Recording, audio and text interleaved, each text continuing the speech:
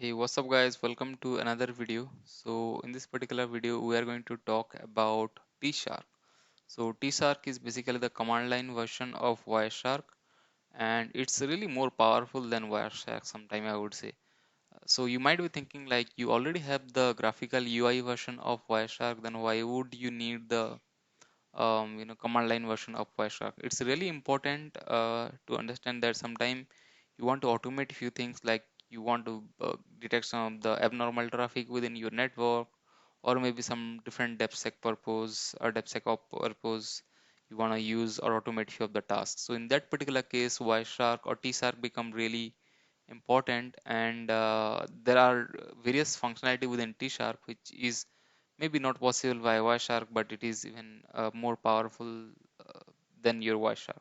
So let's understand few of the commands within that. So I'll begin with the really basic command, that is tshark-h, and if you could see that I actually ran the same command, and there are various help option you can see, like -i to you can select the interface, and -d to list various interface. You can use -r to write a particular read a particular file, -w to write a file, and -h to list various host files. And there are multiple other such options that you can basically try out with T-Shark. So let's just go ahead and run few of the command. So the first command I would run is tshark-d to list various interface. So if you could see that I have multiple interface. By default, T-Shark take as input your ETH0 only. So if you say something like T-Shark, then it will say capturing on ETH0, and it will start monitor all those traffic happening on ETH0.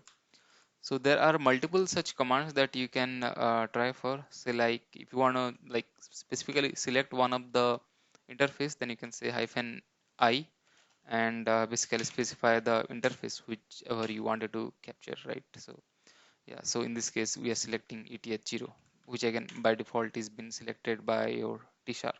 You can also specify number of packet capture count. So you can say like -c10, and it will only capture 10 number of packet on this particular file. Yeah, of course you can write the particular output. So let's say I'm saying like, okay, let's remove -c. So I'm just saying -w to, let's say I'm saying test.pcap. Okay, so -w to basically write the file into test.pcap. So if I run this command, so it says like capturing on ETH0. So if I, yeah, let's just log in simple term. So I just have clicked on logged out, and let me log in again. So if I say admin and log in, yeah, I can go ahead and stop it. So if you want to read the same output, all you need to do is like you can change -r command to test.pcap, and it will read the pcap file for you. Okay, so I believe these are like really helpful whenever you are going ahead for some automation task. It has various modes like verbose mode, and even it supports various output. So let's say you want to read the output by saying -t, and I wanted to read the output as an JSON. Okay, so it basically prints the output on JSON. So you could see that it has various different entity within the JSON, or various field value. So you can read whichever field that you want to, or you are interested to check with, right? So that makes it more automatable, or we can say scriptable. So you can say -x to know various output that it typically support. So -tx you can say, right? Yeah, this one. So it's suppose like text and JSON, PS, and other such format. So one of the simple example I would say is like you can convert your output into, let's say, PSML or maybe to JSON, and then you can, from the JSON you can convert it to HTML. So in a single way it may not support like HTML, but even you can convert that using slight bit chaining way. I would leave it up to you to research and figure it out that, but that is one of the really interesting option that you can play around with.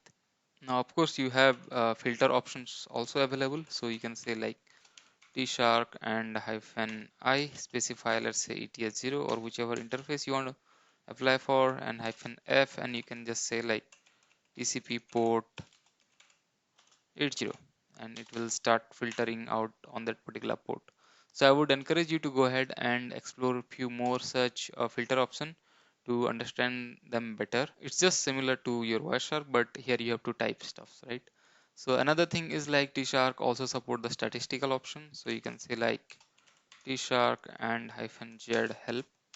It's just like the statistical option. So you will have like RPC star, and you will have like ICMP, or maybe if you wanna see some output on a tree structure like Bluetooth conversation, say something like -z, and you can say like input output, and let's say you wanna yeah I oh sorry, and you wanna read some of the PHS communication that you can also do. So these are some of the commands with T-Shark. So you can explore as much as you can, and there are many such commands, but it's hard to cover them all in this particular video. So I will put one link to one of the PDF file where you can explore further. So do let me know in the comment box if you want to explore some more commands with T-Shark. And I hope you guys like this particular video. Hit like, subscribe, and share this particular channel, and have a great time. Thanks for watching.